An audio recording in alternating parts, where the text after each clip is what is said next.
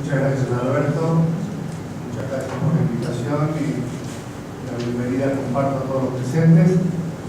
Me toca a mí hacer el índice de lo que vamos a ver en 2 jornadas, así que no esperen demasiado, más allá de un listado de conflictos y alguna reflexión sobre ellos. Como no se va a hablar de todos en particular, sino de algunos, quizás me detenga en algún detalle de los que no van a ser tratados en profundidad. Pero, en principio, hacer una referencia a que después de la Guerra Fría y con lo llamada paz americana, el mundo se había preparado para lo que se llamaban los beneficios de esta paz que íbamos los dividendos de la paz. Se pensaba en el ahorro económico que iba a significar la disminución de los conflictos. Todo eso fue rápidamente borrado.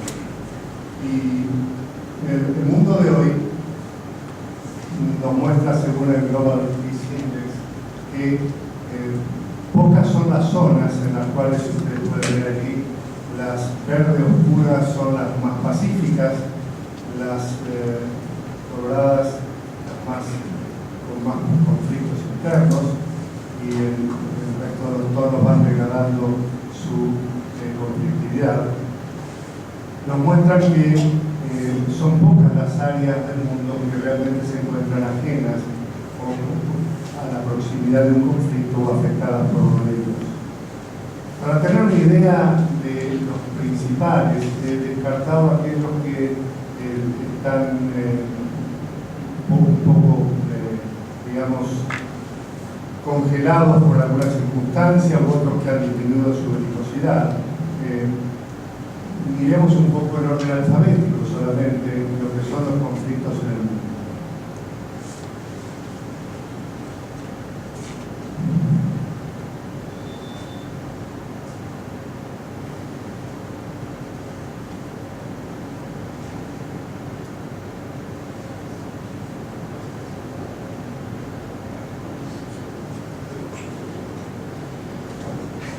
Creo necesario leerlos.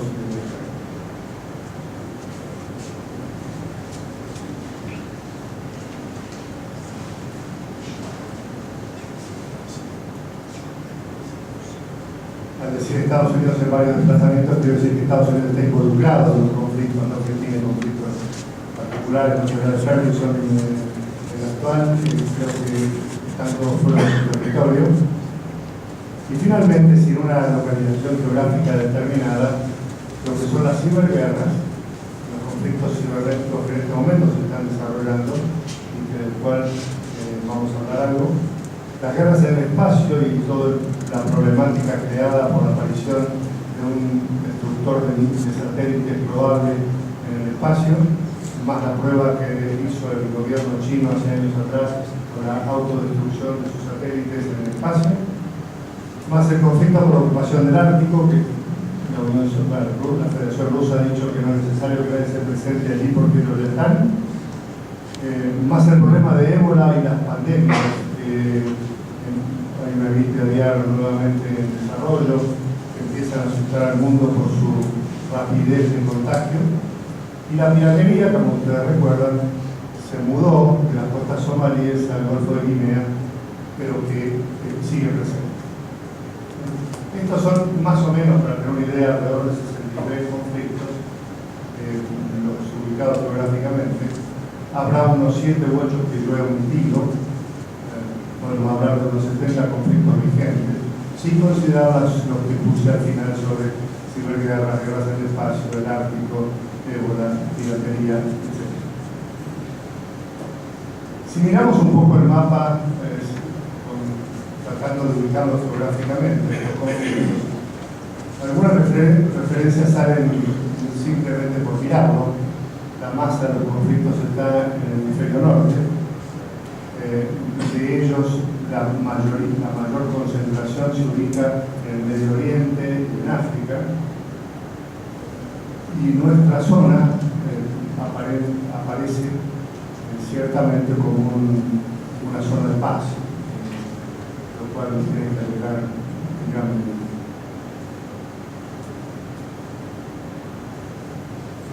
decir respecto de los conflictos que hoy enfrentamos y los que estamos previendo que puedan desarrollarse? En principio, Henry Kissinger en su última obra nos habla de la desaparición del orden mundial, un orden establecido luego, digamos, desde la paz de Westfalia se había aceptado un orden en que los estados eran los únicos actores internacionales a los cuales se respetaba su soberanía, se respetaba sus límites, que se los consideraba como únicos actores realmente habilitados para el tratamiento de los temas internacionales. Esto se fue variando con el paso del tiempo. Después de las dos guerras mundiales, Estados Unidos apareció como la potencia capaz de imponer la paz, de mantener en alguna medida ser el elemento de la seguridad en el mundo. Europa había mantenido una idea de balance de poder y competencia. Ambas cosas, la competitividad estaba en la base de los estados europeos, el balance de poder le daba cierta estabilidad. Y esto se ha ido erosionando con la aparición de los actores no estatales, con la incapacidad de la Organización Mundial para imponer arbitrajes y medidas de fuerza oportunas, sobre todo oportunas, que permitieran mantener cierta tranquilidad en la convivencia de los estados.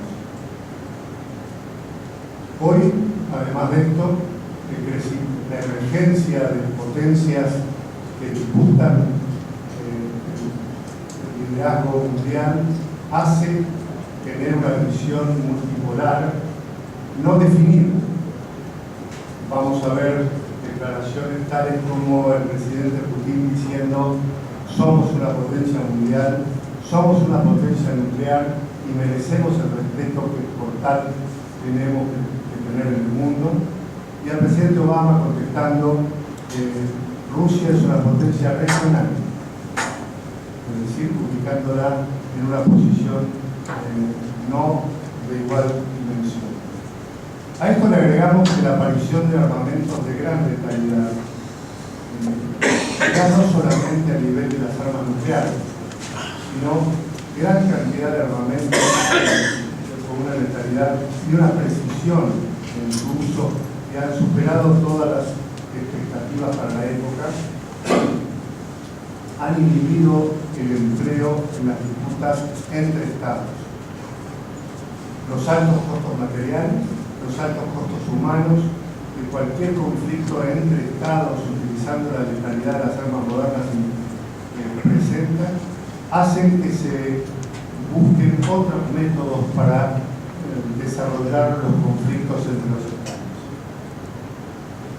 La presencia de CNN World o la guerra en primera plana de los medios de comunicación en directo crea también una dimensión, no sé si decirlo de restricción ética, pero por lo menos de restricción en cierto tipo de desplazamientos y de utilización de medios militares, que restringe fuertemente las capacidades de los que lo hacen abiertamente y permite, ayuda, inclusive propagandiza a aquellos que lo usan con búsqueda de expandir el terror en las acciones de desarrollo. Lo que vemos hoy en gran medida son las llamadas guerras de cuarta generación. Estas guerras de cuarta generación son las guerras llamadas también de insurgencia, donde en muchos casos entendemos se presenta lo que también se ha dado a llamar la tercerización de los conflictos. Cuando, profundizando un conflicto ya existente entre los estados o dentro de un estado, otros estados intervienen apoyando a las facciones internas, creando un conflicto ampliado y consecuentemente expandiendo fuera de los límites los conflictos que se habían iniciado siendo interestatales. Un general inglés, Sir Robert Smith, escribió en el año 2007 un libro que para mí es muy interesante, que se llama The Utility of Force, la utilidad de la fuerza. En la utilidad de la fuerza, el general Smith, que fue comandante en Afganistán, dice que la forma de enfrentarse con las armas en los conflictos del mundo ha cambiado totalmente. Y que esta forma que en la antigüedad la veíamos como los ejércitos enfrentados en amplios espacios, claramente divididos, identificados por sus banderas, uniformados, actuando con sus tanques y sus artillerías y todos sus medios, pero en campos tratando de que fueran despoblados, tratando de que las acciones sobre los civiles fueran disminuidas o reducidas. Esto ha pasado a la historia, nunca más se va a dar y de hecho no se da hoy. Y lo que hoy se da son conflictos donde a lo mejor una de las partes es un ejército, pero la mayoría de las veces son simplemente facciones que a lo mejor están aliadas solamente por tener el mismo enemigo, pero que terminado el conflicto o aún durante el conflicto combaten entre sí. Miremos el caso del ejército islámico, ¿no es cierto? Llamada Nusra y del otro lado Al-Qaeda y de este lado el ejército islámico, peleándose entre ellas y juntas peleando contra las armas. Este tipo de conflictos donde la única que los une es el objetivo, el enemigo común, han creado una guerra que al decir de general Smith podemos calificar como the war among the people, la guerra entre la gente, donde la gente es el objetivo, la gente es el campo de batalla, la gente son los combatientes, la gente es la víctima. Este es el tipo de conflicto que hoy afecta la mayoría de los conflictos violentos en el mundo. Luego de 2 guerras frustrantes en Irak y en Afganistán, con cientos de miles de muertos, 7.000 soldados americanos o aliados muertos en Irak, 34.000 soldados de Irak muertos en el combate y 200.000 muertos en civiles en la guerra, nos da la idea de lo que es el resultado de la guerra. Gastos, trillones de gastos, tanto en Afganistán como en Irak, y como consecuencia final un cambio de equilibrio regional, realmente un desbalanceo de lo que era un régimen más o menos estable, y la necesidad de pensar que estas guerras que estamos viendo hoy son la necesaria consecuencia de esa ruptura del equilibrio regional. A esto lo agregamos una crisis financiera en Europa y esto la disminución de los aportes económicos a la defensa, a pesar de los esfuerzos de la OTAN por mantener el 2% del Producto Bruto de cada país. La mayoría se ha comprometido pero no lo cumple, y hemos visto en las primeras reacciones a los conflictos de Ucrania, por ejemplo, la lentitud en mover recursos militares en protección de Ucrania y de los países del Báltico y de Polonia, la falta de reacción de la OTAN en su conjunto, que hizo rápidamente pensar en la necesidad de defenderse por sí mismos. Y esto es quizás el problema que también vamos a ver en el Asia, cuando el compromiso de los aliados empieza a estar en cuestión.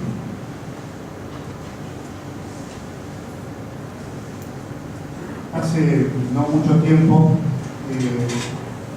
Robert Kaplan sacó un libro para mí muy importante que se llama The Revenge of Geography. La venganza de la geografía, en un realista como Kaplan, viene a decirnos hoy que muchas de las fronteras trazadas durante los periodos de descolonización, que separaron clanes, etnias, religiones, sin mayor cuidado de lo que se hacía, han vuelto a renacer en el conflicto de hoy. Y es muy probable que los conflictos que hoy observamos terminen con alguna readecuación, llamémosle así, de las fronteras. Y finalmente, algo para reflexionar también. China y Rusia, China aparece como la potencia emergente, la segunda economía del mundo, la segunda potencia militar del mundo, con aspiraciones de ocupar el primer puesto, y a la vez la alianza circunstancial, podemos decir, con Rusia, tanto en lo militar, en cuanto al desarrollo de acciones conjuntas, como van a ver ustedes, son las maniobras que han comenzado a realizar, las que han prometido realizar en el Mediterráneo el año que viene, como también el intercambio de recursos, como es la provisión de gas y petróleo de Rusia hacia China. La demanda de estos dos países emergentes, uno y el otro una potencia regional, es que se respeten áreas de influencia geográfica. Es decir, Rusia y China pretenden tener sus espacios geográficos donde el resto de las potencias, particularmente la OTAN, no interfieren. Esto significa reducir a una segunda calidad de independencia a los estados que estén dentro de lo que ellos consideran sus órbitas de influencia. Este respeto por las áreas de influencia se ve claramente manifiesto en la acción de Ucrania, donde Rusia sostiene que tiene el derecho histórico de actuar, o en el área del mar de China, donde China dice que el mar del sur de China forma parte de su histórico potestad y soberanía, y por lo tanto no tiene por qué respetar convenciones posteriores.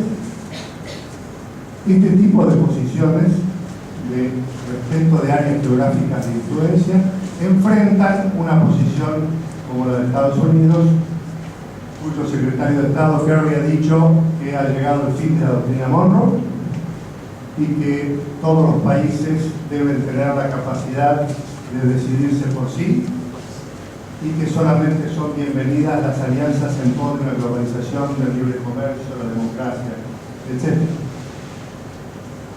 Algunos han llamado a esta posición norteamericana la doctrina Sinatra, de Sinatra Doctrine, porque esta exposición clara de que cada uno puede hacer de su vida lo que idealmente desea es a su manera.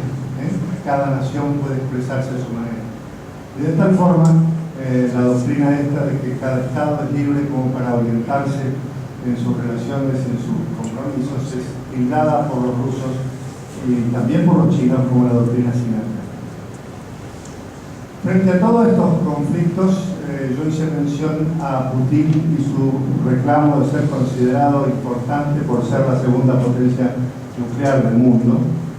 Lo nuclear, que había quedado un poco tapado después de la caída del muro y de la Guerra Fría, aparece nuevamente en el escenario.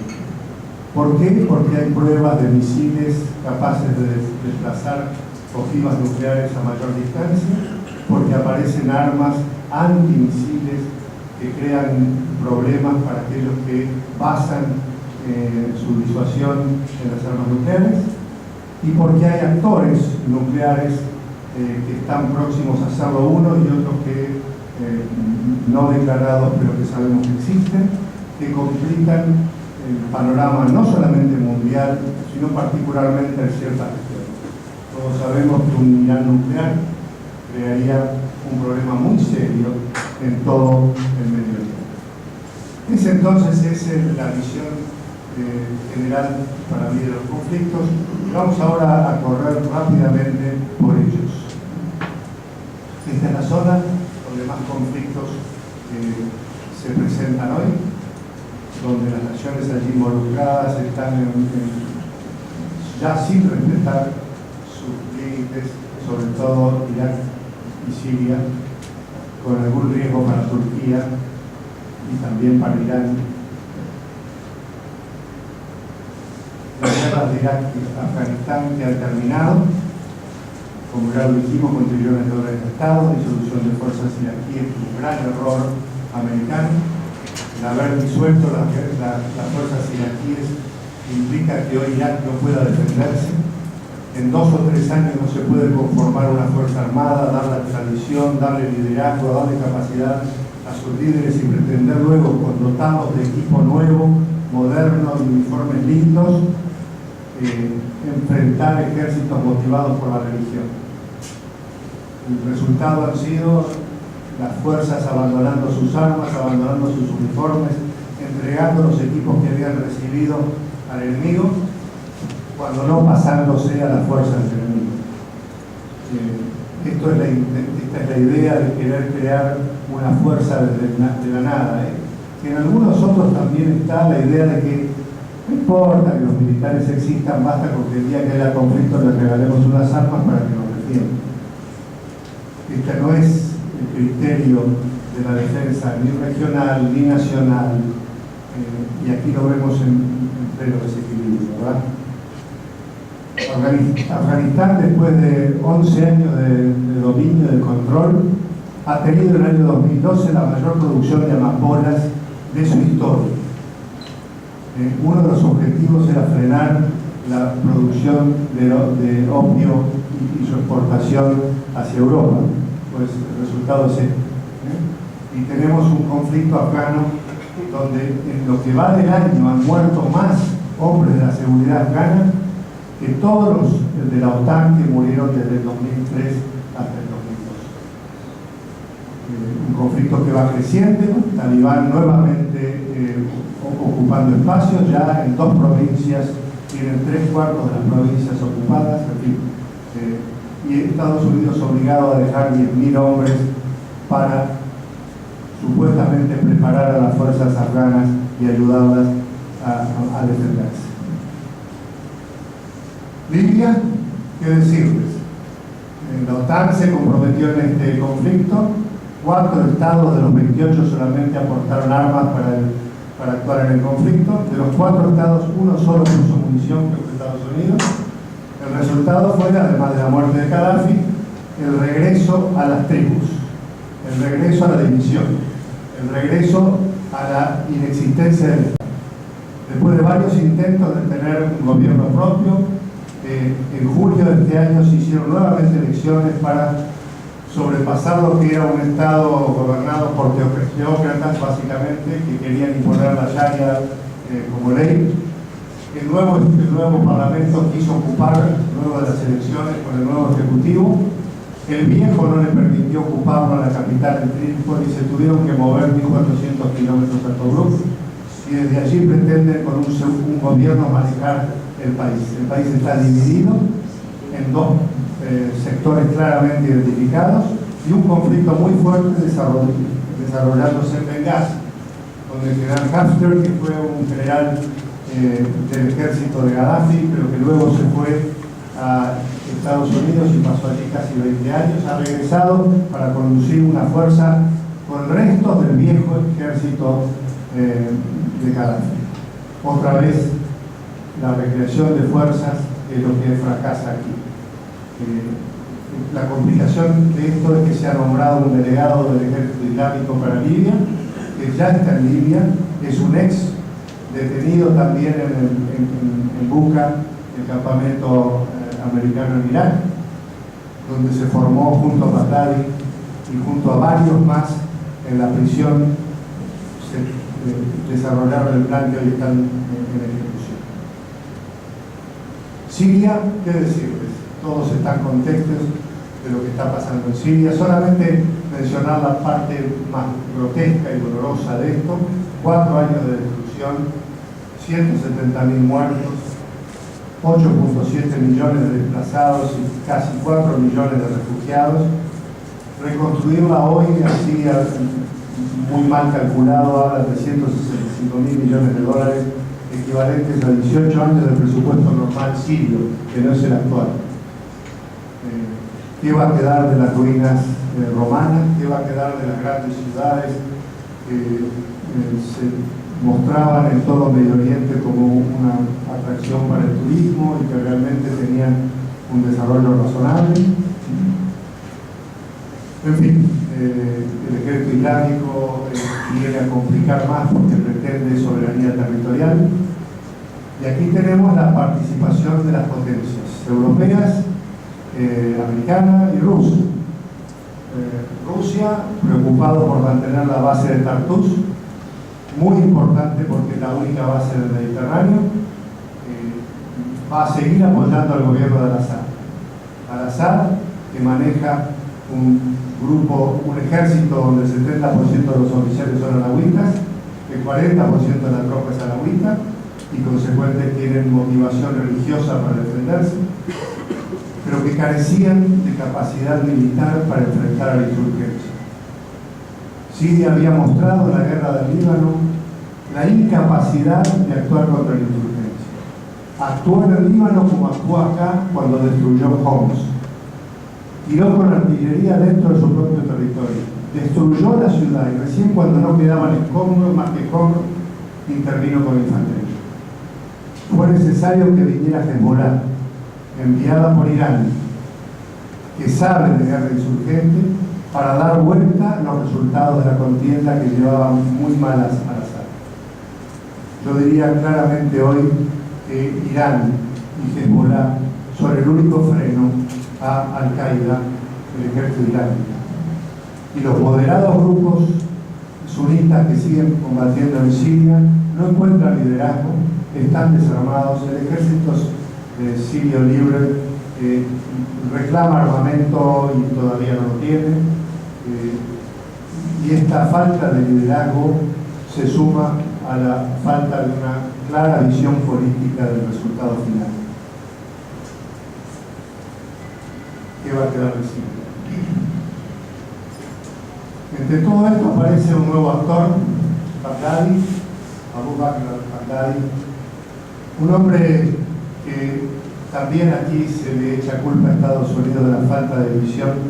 Fue encarcelado casi por 5 años en la prisión de Buca, donde la mayoría, miles, eran analfabetos y unos pocos eran formados como Baghdadi. Fue la universidad de la guerrilla islámica. Fue el lugar donde estos líderes se dedicaron a preparar, adoctrinar y enfurecer a los que allí estaban para llevarlos al conflicto que hoy está. De aquí surge la idea del califato. Y de aquí vamos a ver varios líderes, como el que está hoy presente dirigiendo en Libia, surgidos de la misma prisión. El ejército islámico, no voy a hablar mucho de él porque otros se van a dedicar a esto, solamente decirles que dudosa la cantidad de hombres, pero a juicio de uno de los comandantes kurdos, el ejército islámico hoy controla más o menos 250.000 kilómetros cuadrados, más o menos 10 a 12 millones de personas, de habitantes en esa zona, y se estima que sus fuerzas armadas pueden llegar a ser hasta cerca de 200.000. La inteligencia norteamericana dice no más de 31.500 en armas. Es probable que ese sea el número visto, pero la capacidad de reclutamiento es muy grande. Diariamente entran esbirros del ejército islámico a los campamentos de refugiados de Jordania, también en el Líbano, a reclutar gente. Y diariamente se lo llevan. Tienen una gran capacidad económica porque han robado todos los bancos de la zona donde están, porque han recibido fuertes partidas de los estados del Golfo anteriores al conflicto que hoy están desarrollando. Tienen equipamiento que robaron de los arsenales rusos en Siria y de los arsenales norteamericanos en Irak. Y vamos a ver aquí no tengo imágenes para mostrarles, donde está el Humvees, vehículos Hammer americanos, al lado de BDM rusos. Y gente, como aquí ven, los que están levantando los fusiles AK-103 y en otros armamento americano. Es decir, este tipo de doble provisión hace que este ejército sea un ejército para temar en alguna medida. ¿Dónde está su déficit? No tienen especialistas. Tienen tanques, pero no saben manejarlos. Tienen elementos de defensa aérea y los usan mal. Tienen artillería y la usan grotescamente. Pero en lo que sea armamento liviano de insurgencia, tienen alta calidad y cantidad. Esta fue la primera conquista del ejército islámico. Lo que ven en puntos colorados son las ciudades que ocuparon.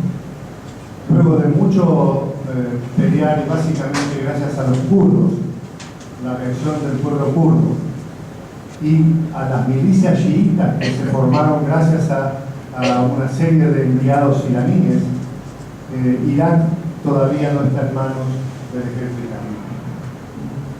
Han recuperado la estratégica represa de Harim y han recuperado la estratégica también refinería de Baiji. Pero muchas localidades importantes están todavía en conflicto y Bagdad no está lejos de la fuerza del ejército islámico. Irán nuclear, otro problema que solamente reduciremos a lo que está ocurriendo en este momento, que luego de la última reunión entre el 5+1 y Irán se ha definido 7 meses más de plazo para llegar a una solución. Para Irán esto es una dificultad económica seria. La cantidad de millones de dólares que pierde diariamente Irán por no poder exportar sus productos hidrocarburíferos hacen que, debido a las sanciones y las limitaciones en su capacidad de producción, hacen que esto sea muy grande. Va a afectar la capacidad de Rouhani de seguir adelante con esta posición, va a alentar el ala más dura a abandonar la negociación y seguir adelante con su proyecto nuclear. Se saben necesarios. Hoy Irán es necesario para apoyar a los chiitas que defienden Irak. Pero también lo defienden Assad. Y este es un conflicto.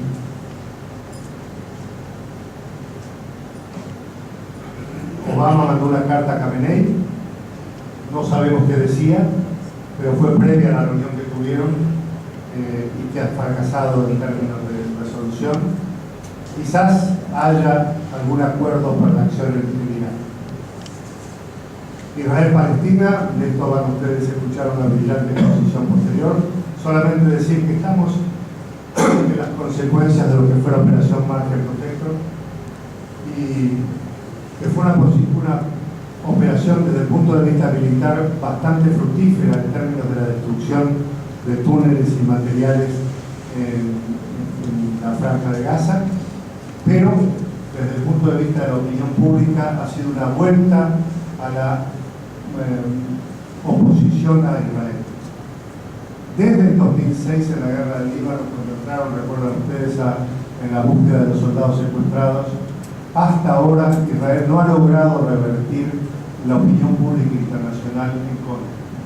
Cada vez que usa de las armas, de la exageración del uso necesaria para obtener los frutos que quería militarmente, le dan como resultado que la opinión pública mundial se desmaya.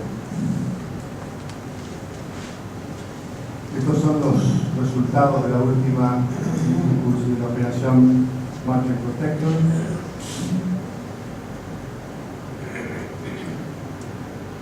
En Asia tenemos, con el surgimiento de la China como gran potencia y el crecimiento en general de la región, el renacimiento del viejo conflicto. Todos saben que, y yo suelo contar que el general Colin Powell nos contó a un grupo de Eisenhower Fellows hace 2 años atrás que cuando él visitó Asia como secretario de Estado, iba de visita a China y pasó primero por Japón para explicarle al primer japonés por qué iba a China. Y al hablar con el primer japonés le dijo que iba a China para tratar de moderar las acciones, para evitar enfrentamientos inútiles, para consensuar las cosas generales del mundo, y por temor a una escalada que los llevara a un conflicto. Y el premier japonés le dijo, según Colin Powell: general, quédese tranquilo, si China entra en guerra, la primera guerra que haga China será contra Japón. Y tanto China como Corea tienen muy malos recuerdos de la participación japonesa en las guerras anteriores. Y este es un conflicto que reverdece cada vez que hay oportunidad. A esto viene a sumarse Vietnam, el único país que le ganó 2 veces guerras a China. En 2 oportunidades, recuerdo la de Pol Pot, le dieron soberanas palizas a los chinos. Y hace muy poco tiempo, por la expansión de una plataforma de exploración petrolera ubicada dentro de las 200 millas de Vietnam, surgió un conflicto que obligó a China a evacuar a todos los ciudadanos chinos de Vietnam. Hubo incendios en las empresas chinas, ataques a los empleados de las empresas, etc. Terminó, gracias a Dios, con el levantamiento de la plataforma y la celeridad del intercambio de políticos. Pero el conflicto está en ciernes. El conflicto se extiende a esta región porque China está encerrada por la geografía. El mar del sur de China está encerrado por Indonesia, limitado a los estrechos, al estrecho de Malaca, al estrecho de Sunda, al estrecho de López. Estas limitaciones que tiene China para moverse son una constante preocupación, que lo ha llevado a buscar bases navales externas. Está en conversaciones con Myanmar, con Sri Lanka y con Bangladesh. Y ha sacado su flota a visitar lugares remotos donde nunca había estado. Bueno, Argentina, pero quiero decir Cuba, Venezuela, etc. Y se ha comprometido en maniobras militares como la que se hizo en el Pacífico, en Hawái, en agosto de este año. De tal forma está manifestando claramente sus intenciones de defender. Mar del Sur de China, lo que dije, la intención de gobernarlo, las islas y sus actuales poseedores con banderitas diferentes, lo que son las islas de Franklin Island y Paracel Island en el mar de China, son simples islotes que cuando sube la marea se cubren algunos, pero sin embargo debajo de ellos hay petróleo, y este es el conflicto.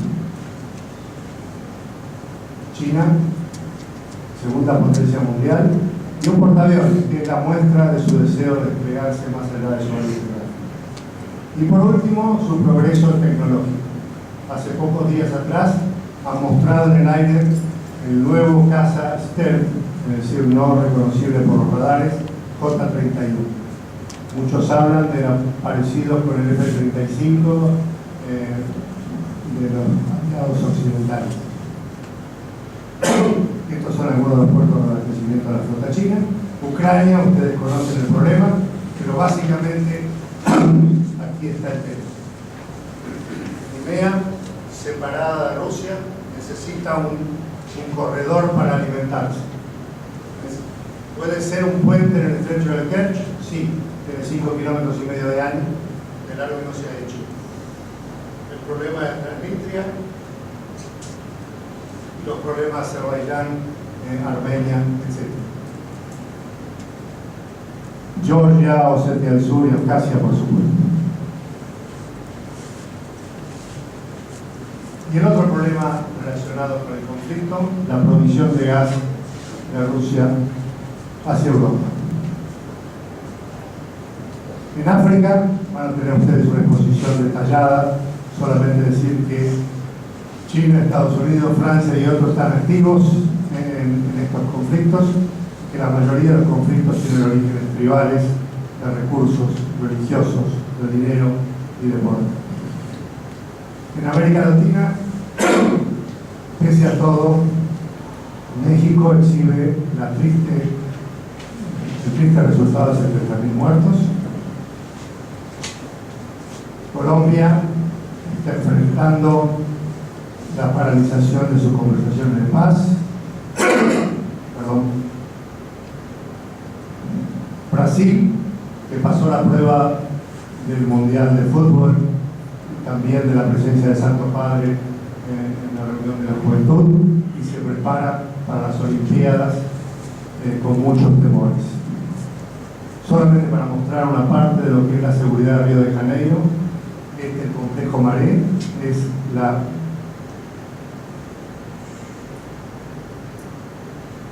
favela más grande, y estos son los que comandan la favela internamente. Aquí está el ejército brasileño.